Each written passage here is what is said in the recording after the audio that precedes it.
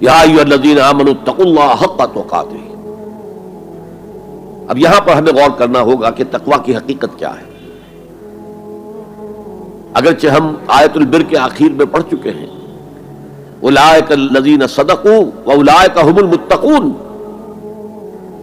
وہاں پر وہ ایک ہیولہ، ایک شخصیت، ایک کردار وہ ہمارے سامنے آ چکا ہے، متقی کون ہوتا ہے۔ لیکن یہ موقع مناسب ہے کہ یہ لفظی معنی اس کے کیا ہے۔ عام طور پر جو ترجمہ کیا جاتا ہے اللہ سے ڈرو، یہ اچھا ترجمہ نہیں ہے، اور چونکہ اکثر و بیشتر لوگوں نے یہی ترجمہ کیا اور قرآن میں بار بار آتا ہے اتقوا اللہ اتقوا اللہ اتقوا اللہ، تو عیسائیوں کو یہ کہنے کا موقع ملا کہ قرآن زیادہ اللہ کے خوف پر زور دیتا ہے، جبکہ مسیح نے اور جو بائبل ہے وہ اللہ کی محبت پر زور دیتی ہے۔ اعتراض کرنے کا انہیں موقع مل گیا۔ خوف کا لفظ قرآن کا خود عربی زبان کا لفظ ہے، قرآن مجید میں بھی آیا ہے فَلَا تَخَافُوهُمْ وَخَافُونِي، تم ان سے نہ ڈرو، اپنے دشمنوں سے نہ ڈرو، مجھ سے ڈرو۔ خوف کا لفظ بھی ہے۔ یخافون یوما تتقلب فیہ القلوب والابصار، وہ ڈرتے رہتے ہیں اس دن کے تصور سے جس دن کے نگاہیں اور دل الٹ جائیں گے، قیامت کا دن، حشر کا دن۔ تو خوف کا لفظ قرآن میں ہے، عربی زبان کا لفظ ہے۔ تقوی کے معنی خوف نہیں ہے، تقوی کے لفظی معنی بچنا۔ دیکھیے وقا یقی وقایتن، اسے کہتے ہیں ثلاثی مجرد، اس میں معنی ہے وقا یقی وقایتن کے کسی کو بچانا۔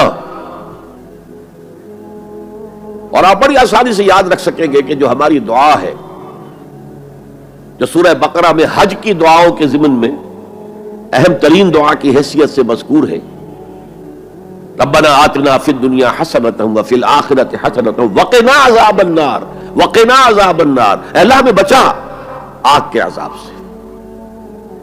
تو وقا یقی وقایتن کے معنی ہے کسی کو بچانا۔ باب افتعال میں یہ بنا ابتقا، اور واو اور تا یہ جڑ گئے، اتقا اتقا۔ اتقا معنی خود بچنا، بچنا اللہ کی نافرمانی سے، بچنا اللہ کی ناراضگی سے۔ ایک بچنا آؤٹ آف لو ہوتا ہے، out of reverence, out of respect. ایک سلیم الفطرت بیٹا چاہے گا کہ میں کوئی ایسی حرکت نہ کروں کہ میرے والد کو اس سے دکھ پہنچے، یہ بھی بچنا ہے۔ ظاہر بات ہے کہ والد کا خوف نہیں ہے اسے، یہ اس کی روش آؤٹ آف لو ہے۔ والذین آمنوا اشد حبا للہ، جو لوگ صاحب ایمان ہیں وہ شدید ترین محبت کرتے ہیں اللہ کے ساتھ۔ بلکہ ہم نے جو حقیقت جہاد کا مضمون جو ہے اس پر غور کیا، اس کے ضمن میں ایک آیت جو بڑی عظیم آیات میں سے ہے قرآن کے، قُلْ إِنْ كَانَ آبَاؤُكُمْ وَأَبْنَاؤُكُمْ وَإِخْوَانُكُمْ وَأَزْوَاجُكُمْ وَعَشِيرَتُكُمْ وَأَمْوَالٌ اقْتَرَفْتُمُوهَا وَتِجَارَةٌ تَخْشَوْنَ كَسَادَهَا وَمَسَاكِنُ تَرْضَوْنَهَا أَحَبَّ إِلَيْكُم مِّنَ اللَّهِ وَرَسُولِهِ وَجِهَادٍ فِي سَبِيلِهِ فَتَرَبَّصُوا حَتَّىٰ يَأْتِيَ اللَّهُ بِأَمْرِهِ وَاللَّهُ لَا يَهْدِي الْقَوْمَ الْفَاسِقِينَ۔ اے نبی ان سے کہہ دیجئے کہ اے لوگو، اگر تمہیں اپنے باپ اور اپنے بیٹے اور اپنے بھائی اور اپنے زوج، مرد کے لیے بیوی، بیوی کے لیے شوہر، اور اپنے رشتہ دار اور اپنے وہ مال جو تم نے بڑے محنت سے جمع کیے ہیں، اور اپنے وہ کاروبار جن میں کساد کا، سرد بازاری کا تمہیں خوف لاحق رہتا ہے، مندہ نہ ہو جائے، اور تمہارے وہ مکان جو تمہیں بہت محبوب ہیں، بہت سجایا ہے، بہت عمدہ فرنش کیا ہے، اعلیٰ ترین مکان بنایا ہے، اگر یہ 8 چیزیں زیادہ محبوب ہیں اللہ سے اور اس کے رسول سے اور اللہ کی راہ میں جہاد سے، فتربصوا، جاؤ، بیٹھے رہو، دفع ہو جاؤ، منتظر رہو، حتیٰ یاتی اللہ بامرہ، یہاں تک کہ اللہ اپنا فیصلہ سنا دے۔ واللہ لا یہدی القوم الفاسقین، اللہ ایسے فاسقوں کو ہدایت نہیں دیتا۔ تو در حقیقت یہ اللہ تعالیٰ کی محبت کے تحت ہے کہ اللہ اور اللہ کے ساتھ جو عہد وفا استوار کیا ہے، ایاک نعبد و ایاک نستعین، کہ آدمی پھونک پھونک کر قدم رکھے، کہیں میں اللہ کی کسی حد سے تجاوز نہ کر جاؤں، اللہ کی قائم کردہ کسی حد کو پھلانگ نہ جاؤں، کہیں ایسا نہ ہو کہ شریعت کا کوئی حکم میں پامال کر دوں۔ پھونک پھونک کر قدم رکھنا، لو سانس بھی آہستہ کہ نازک ہے بہت کام، آفاق کی اس کارگہ شیشہ گری کا، اس روش کا نام تقویٰ ہے۔ دنیا کا تقویٰ یہ ہے، آخرت کا تقویٰ یہ ہے آگ سے بچ جانا۔ نتیجہ ہے وَاتَّقُوا النَّارَ الَّذِي وَقُودُهَا النَّاسُ وَالْحِجَارَةُ، بچو اس آگ سے جس کا ایندھن بنیں گے انسان اور پتھر۔ یا ایھا الذین آمنوا قوا انفسکم واہلیکم نارا، اہل ایمان بچاؤ اپنے آپ کو اور اپنے اہل و عیال کو آگ سے۔ تو دنیا کا تقویٰ اور آخرت کا تقویٰ، یہ ہے تقویٰ کے لفظی معنی۔ بلکہ اس میں میں اضافہ کروں کچھ۔ ایک دفعہ حضرت عمر فاروق رضی اللہ تعالی عنہ کہ مجلس شورا میں یہ بحث چل نکلی تقویٰ کسے کہتے ہیں، ہاؤ ٹو ڈیفائن تقویٰ۔ سب حضرات نے اپنی اپنی رائے دی۔ حضرت ابی بن کعب رضی اللہ تعالی عنہ ایک انصاری صحابی ہیں جن کے بارے میں حضور نے فرمایا ہے کہ اقرؤہم ابی بن کعب، میرے صحابہ میں قرآن کا سب سے بڑا جاننے والا ابی ابن کعب ہے۔ وہ خاموش بیٹھے ہوئے سن رہے تھے باتیں۔ حضرت عمر نے خاص طور پر کہا ابی آپ نے کچھ نکاح فرمائے؟ اب انہوں نے کہا کہ امیر المومنین دیکھیے، اگر کبھی آپ کو کسی ایسے جنگل میں سے گزرنا پڑے جس میں کوئی پگڈنڈی نہیں ہے، بڑی اونچی اونچی گھاس ہے اور قدم قدم پر خاردار جو ہیں جھاڑیاں ہیں، تو آپ کیسے گزریں گے؟ جسے میں بار بار کہہ رہا ہوں پھونک پھونک کر قدم رکھنا۔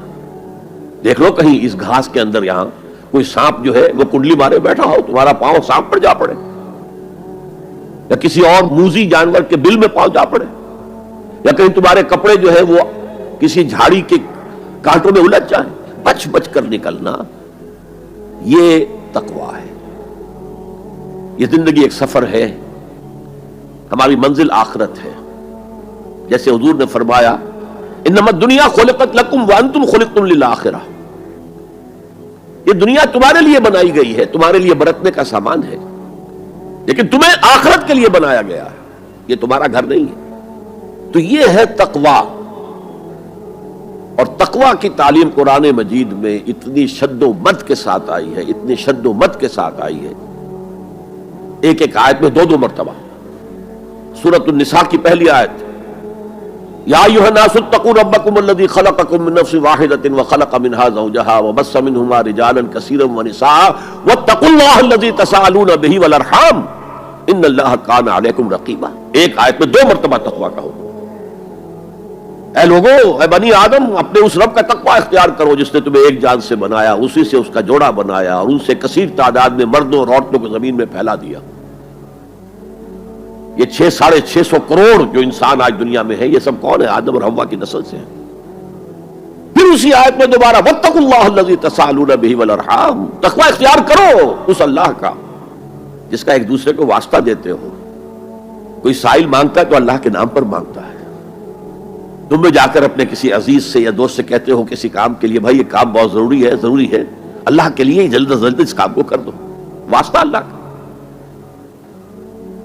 یا جیسے کہ سورہ حشر میں ایک آیت میں دو دفعہ یا ایھا الذین آمنوا اتقوا اللہ ولتنظر نفس ما قدمت لغد واتقوا اللہ ان اللہ خبیر بما تعملون۔ اے ایمان والو، اللہ کا تقویٰ اختیار کرو اور دیکھو کل کے لیے کیا بھیج رہے ہو آگے۔ تمہارے اعمال جو جا رہے ہیں، جمع ہو رہے ہیں تمہارے نامہ اعمال میں، وہ اعمال کون سے ہیں، اچھے ہیں یا برے ہیں؟ اور اللہ کا تقویٰ اختیار کرو اور دیکھو، جان لو وہ تمہارے اعمال سے باخبر ہے، بے خبر نہیں ہے۔ تاہم یہ الفاظ جو ہے میرے نزدیک قرآن مجید میں تقویٰ کی تاکید کے اعتبار سے انتہائی مؤکد مقام ہے۔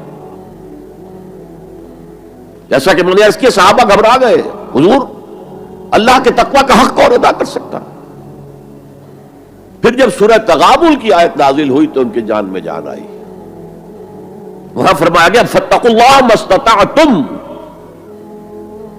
اللہ کا تقوی اختیار کرو جتنا بھی تمہارے حد استطاعت میں ہے، امکانی حد تک اللہ کا تقوی اختیار کرو، پھر جان میں جان آئے گی۔ آدمی اپنے مقدور بھر اپنی ہمت کے مطابق تو کام کر سکتا ہے، لیکن اللہ کا حق ادا کرنا